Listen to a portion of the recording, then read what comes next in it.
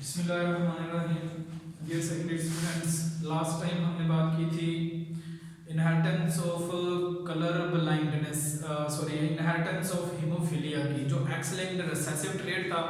तो आज हम बात करते हैं inheritance of colour blindness. Colour blindness को अगर हम देखें तो कौन cells are present in the retina of the human eye. हमारी आंखों में रेटिना वाली एक लेयर है और उस लेयर में हम देखते हैं खास तरह की प्रोटीन्स पैदा होती हैं जिनको हम नाम देते हैं ऑप्सीन प्रोटीन्स।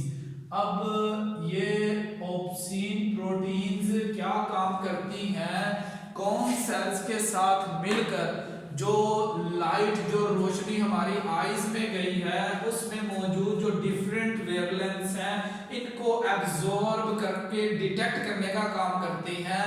तो जैसे देखें थ्री बेसिक जो प्राइमरी कलर्स हैं जिनको हम रेड, ग्रीन एंड ब्लू का नाम देते हैं, इन्हीं कलर्स की आपस में मिक्सिंग से डिफरेंट शेड्स जो है वो पैदा होते हैं। तो अब देखें रेड कलर के कौन सेल्स अगर एबनॉर्मल ऑप्सीन पैदा करेंगे तो रेड कलर की डिटेक्शन नहीं होगी। इसी तरह से अगर ग्रीन कलर के कौन सेल्स ऑप्सीन प्रोटीन पैदा ना कर सकें तो ये ग्रीन कलर ब्लाइंडनेस कहलाती है। और इसी तरह से अगर ब्लू कलर के कौन सेल्स जो है वो ऑप्सीन प्रोटीन प्रोड्यूस ना करें, अफेक्टेड हो, म्यूटेंट हो, तो ऐसी सूरत में ये ब्लू कलर ब्लाइंडनेस कहलाती है। अगर जेनेटिकल बेसिस पर देखा जाए तो हम ये कहते हैं red and green colour are the X linked recessive traits, means their genes and alleles are found on the X chromosome, while the cone cells that produces the opsin protein for the detection of the blue color are present on the autosome number 7। लिहाजा जो chromosome X पर पाए जाने वाले अलील जो होंगे वो तो सेम वही पाथवे फॉलो करते हैं जैसे हमने हीमोफीलिया के केस में देखा था, लेकिन जो ऑटोसोम वाले हैं वो दोनों के दोनों जेंडर्स में, मेल और फीमेल में बराबर बराबर मुतासिर करते हैं। अब इसके बाद वो कहते हैं अगर हम देखें तो डाइक्रोमैटिक या डाइक्रोमी क्या चीज है, मोनोक्रोमैटिक पर्सन एंड मोनोक्रोमी क्या चीज है। डाइक्रोमैट से मुराद ये होता है a person can detect two colours, ऐसा पर्सन जो दो रंगों को शनाख्त कर सके, इसको हम कलर ब्लाइंडनेस की डाइक्रोमैटिक टाइप का नाम देते हैं। और ये देखा जाएगा मजीद के in red, green and blue colour वाली ऑप्शंस में से कौन सी एक ऑप्शन जो है वो उस पर्सन में एब्सेंट है। अब देखिए अगर ड्यूटेरानोपिया हो तो हम इसको कहते हैं green blindness, means the opsin protein for the detection of the green color is absent or abnormal. In the similar way, the protanopia is the red blindness, means the opsin protein for the detection of the red color is absent in these persons, but the two colors, that is green and blue, they can be easily detected. That is why they are called dichromatic. Di से means मुराद है दो, chromatic से मुराद है colour, यानी दो colours को देख सकते हैं, डिटेक्ट कर सकते हैं, पहचान सकते हैं। इसी तरह से tritanopia is called the blue blindness in which the opsin protein for the detections of the blue colour wavelengths are absent. इसी तरह से इसके बाद हम देखते हैं कि ऐसे लोग जो दो कलर्स को तो पहचान ले, एक तीसरे रंग की शनाख्त नहीं कर सकते, इनको डाइक्रोमैटिक कहा जाता है। लेकिन ये पर्सन उन तीसरे रंग का जो उनमें एब्सेंट है, जैसे ग्रीन वाला एब्सेंट है, लेकिन ग्रीन का अगर कोई लिटिल बिट मिक्सचर हो, मिलता जुलता एक डाइल्यूट शेड हो, तो उसको ये डिटेक्ट कर सकते हैं। इस कंडीशन को हम कहते हैं एनोमैलस, यानी कि ऐसे पर्सन जो कि डाइक्रोमैटिक है can detect the mixture of mixture of a shade जिसको वो डिटेक्ट नहीं कर सकते। तो ऐसी सूरत में अगर हम देखें कि वो ग्रीन कलर की डिटेक्शन नहीं कर सकते, लेकिन ग्रीन कलर का ब्लू और इसी तरह से रेड के साथ कोई मिक्सचर बन जाए, तो ऐसी सूरत में वो उस शेड को थोड़ा बहुत डिटेक्ट कर सकेंगे। उसकी रीजन ये होगी क्योंकि वो ग्रीन के लिए और ब्लू के लिए मुकम्मल तौर पर डिटेक्टेबल है। लिहाजा ये वाली कंडीशन जो है ये कहलाएगी ड्यूटेरोनोमैलस, यानी कि ऐसे पर्सन्स जिनमें ग्रीन कलर की ब्लाइंडनेस हो, वो ग्रीन प्योर ग्रीन को तो नहीं देख सकते, लेकिन उस ग्रीन का अगर ब्लू के साथ या रेड के साथ कोई मिक्सचर बन जाए तो उसको तो वो देख सकेंगे। लिहाजा ये कंडीशन ड्यूटेरोनोमैलस कहलाएगी। इसी ही तरह से अगर जो है वो कोई पर्सन जो है वो कहता है कि अगर हम देखें कि वो रेड कलर की ब्लाइंडनेस को जो है वो नहीं, यानी रेड कलर की ब्लाइंडनेस पाई जाती है, यानी वो रेड कलर को डिटेक्ट नहीं कर सकते, लेकिन इस रेड कलर का अगर ग्रीन और ब्लू के साथ कोई शेड बन जाए तो वो उसको डिटेक्ट कर सकेंगे। इस कंडीशन को हम नाम देंगे इट इज द प्रोटोनोमैलस। तो ऐसी कंडीशंस में डाइक्रोमैटिक पर्सन्स उस कलर की जो ऑप्सिन प्रोटीन एब्सेंट है, प्योर उस कलर को तो डिटेक्ट नहीं कर सकेंगे, उसके थोड़े बहुत मिलते जुलते एक शेड को डिटेक्ट कर सकते हैं, क्योंकि बाकी दो उनके अंदर ऑप्सिन्स जो हैं वो फंक्शनल है। इसी तरह से हम देखते हैं कि मोनोक्रोमैटिक क्या होते हैं, the persons that can detect only one colour, ये सिर्फ और सिर्फ एक ही कलर को डिटेक्ट कर सके, तो ऐसी कंडीशन में ये मोनोक्रोमैटिक कहलाएंगे और ये फिनोमिना मोनोक्रोमी कहलाएगा। तो हम कहेंगे these are the true colour blind persons. ऐसे पर्सन्स ट्रू कलर ब्लाइंड होंगे और ये फिनोमिना ट्रू कलर ब्लाइंडनेस कहलाता है। फॉर एग्जांपल, मिसाल के तौर पर देखें कि कोई ऐसा पर्सन है कि जो ब्लू कलर जो कि ऑटोसोम पर आया उसको तो डिटेक्ट कर सकते हैं, यानी हम इसको नाम देते हैं इट इज द ब्लू मोनोक्रोमी, यानी they can detect only blue colour, यानी कि हम देखते हैं can detect only blue colour, के ये ब्लू कलर को तो डिटेक्ट कर सकते हैं, लेकिन ये ग्रीन और रेड कलर और उसके जो शेड्स बनेंगे उनको डिटेक्ट नहीं कर सकेंगे।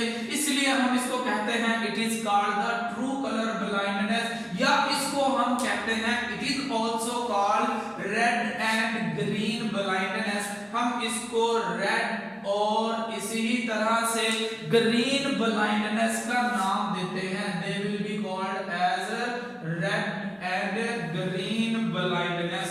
तो इस तरह से ये मोनोक्रोमैटिक कंडीशन जो है वो हकीकी कलर ब्लाइंडनेस पैदा करती है।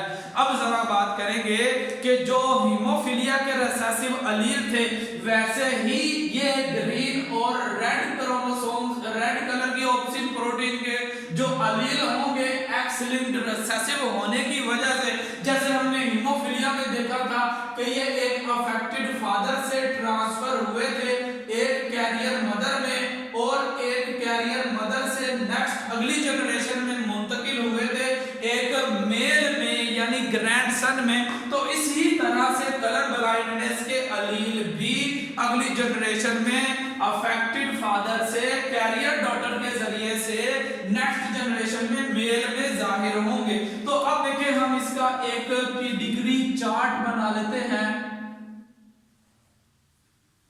पेडिग्री एनालिसिस में हम तमाम पॉसिबिलिटीज को कंसीडर करते हैं।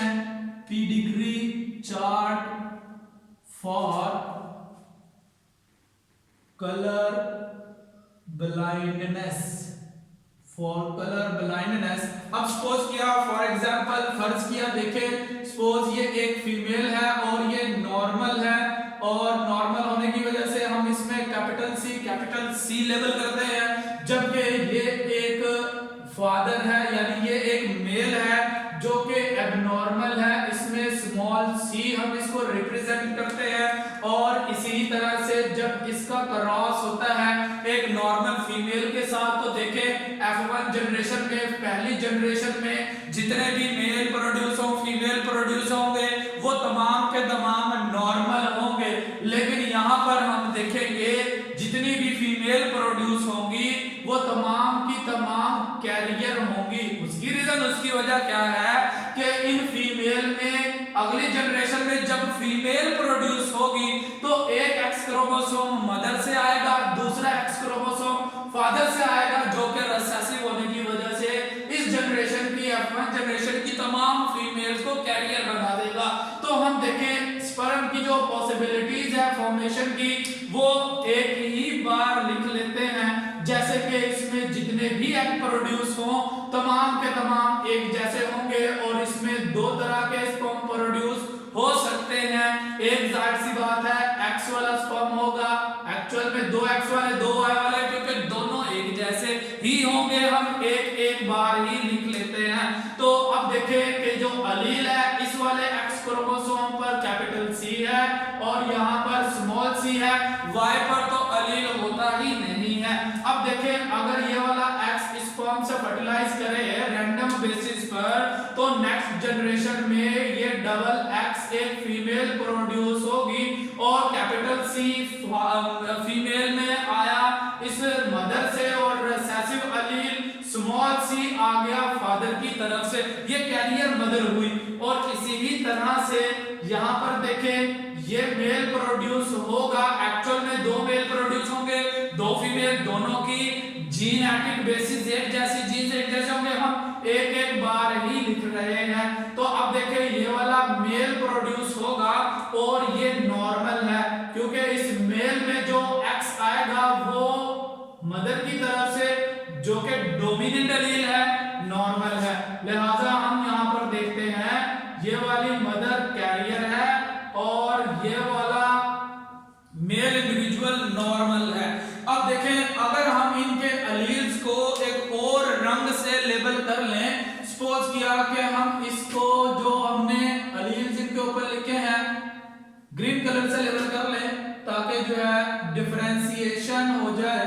तो ये देखें इस एक्स में आया स्पर्म में एक्स वाला जो एक्स क्रोमोसोम आया है वो रिसेसिव एलील वाला है, और यहाँ पर देखें इस एक्स से जो डोमिनेंट एलील आया और इस एक्स से जो रिसेसिव एलील आया इसने इस मदर को कैरियर कर दिया, जबकि इस वाले मेल में जो एक्स आएगा वो इस फीमेल की तरफ से नॉर्मल है। अब अगर इस कैरियर मदर की अगली जनरेशन में जो मैरिज लाइन किसी भी नॉर्मल मेल से चले तो अगली जनरेशन में जो चांसेस क्या होंगे, तो सपोज कर ले ये एक नॉर्मल मेल है, हम इसी से अगला जो है वो क्रॉस चला लेते हैं। अब देखें जरा इसमें जो गैमीट्स की पॉसिबिलिटीज हैं वो कितनी होंगी। अब देखें यहाँ पर दो तरह के स्पर्म प्रोड्यूस होंगे, एक एक्स डोमिनेंट वाले और एक एक्स रिसेसिव वाले। देखें जरा यहाँ पर एक्स लिखा, ये एक्स लिखा, एक दो एग इसमें ऐसे प्रोड्यूस होंगे जिन पर डोमिनेंट एलील मौजूद होंगे कैपिटल सी और दो एक्स रिसेसिव सी, यानी कि मियोसिस से जो चार डिफरेंट टाइप्स के गैमेट्स पैदा होने के चांसेस हैं वो ज्यादा से ज्यादा यही हो सकते हैं कि दो बार एक्स डोमिनेंट वाले पैदा हो जाए, हम एक ही बार लिख रहे हैं, दो बार एक्स रिसेसिव वाले पैदा हो जाए, हम एक ही बार लिख रहे हैं। ऐसे ही इनमें फोर स्पर्म प्रोड्यूस होंगे, दो स्पर्म वाई वाले होंगे, हम एक ही बार उसको लिख रहे हैं। और इसी तरह से दो स्पर्म एक्स वाले प्रोड्यूस होंगे क्योंकि दोनों में एक्स क्रोमोसोम एक ही जैसा है, हम एक ही बार लिख लेते हैं। तो इस तरह से इस एक्स क्रोमोसोम पर जो एलील होगा it is the dominant and normal. अब देखें इनकी रैंडम फर्टिलाइजेशन अगर हो तो नेक्स्ट जनरेशन में क्या चांसेस हैं। ये वाला देखें एक्स अगर इस एक्स से फर्टिलाइज करे तो ऐसी सूरत में ये एक डबल एक्स फीमेल प्रोड्यूस होगी, इस एक्स से डोमिनेंट एलील आया, यहां से भी डोमिनेंट एलील आया, तो ये फीमेल पैदा हुई और नॉर्मल है। और अगर यही एक्स इस वाले एक्स को फर्टिलाइज कर दे तो ये कंडीशन देखें क्या बनेगी, एक एक्स आया और इधर से भी एक्स, ये डोमिनेंट और ये रिसेसिव एक्स है, लिहाजा अब देखें यहां पर हम कहेंगे डोमिनेंट एलील वाले एक्स को हमेशा पहले लिख रहे हैं। ये एक मदर पैदा हुई जो कैरियर है, जैसे ये वाली कैरियर मदर इस पहले अफेक्टेड फादर की प्रोजेनी में पैदा हुई थी।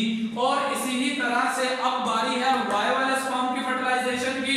सपोज किया कि वाई वाला स्पर्म इस वाले एक्स को फर्टिलाइज करे, तो ऐसी सूरत में देखें ये एक्स और वाई कॉम्बिनेशन बनेंगे, ये वाला एक्स डोमिनेंट एलील का है तो ये वाला मेल जो प्रोड्यूस होगा ये नॉर्मल होगा। और इसी ही तरह से अगर ये वाला एक्स इस वाले वाई से फर्टिलाइजेशन कर ले तो ऐसी सूरत में एक्स और वाई की वजह से मेल जेंडर बनेगी और ये वाला एक्स रिसेसिव एलील है, लिहाजा ऐसी सूरत में हम देखते हैं ये क्या करेगा, इसको अफेक्टेड पैदा कर देता है। जैसे हमने देखा था हीमोफीलिया में कि एक अफेक्टेड फादर के जरिए से एलील ट्रांसफर हुआ एक कैरियर मदर में, और उस कैरियर मदर से नेक्स्ट जनरेशन के मेल में वो एलील जो है उस डिजीज को काज करता है। लिहाजा father to carrier mother and mother to son, ये जो पाथवे है एक्स लिंक्ड रिसेसिव एलील का, इसको हम कहते हैं it is the zigzag pattern. जितने भी एक्स लिंक्ड रिसेसिव एलील होंगे वो सेम यही पैटर्न, यही पाथवे जो है वो फॉलो करते हुए नेक्स्ट जनरेशन के अंदर मेल को अफेक्ट करते हैं। उसकी रीजन ये होती है कि मेल में क्योंकि एक्स एक है जबकि फीमेल में दो एक्स है, लिहाजा एक एक्स पर डोमिनेंट एलील आ जाने से ये फीमेल तो नॉर्मल हो जाती है, लेकिन अपनी नेक्स्ट जनरेशन के लिए एक कैरियर एक्स जो है वो ऐसा रखती है जो अगली जनरेशन में एक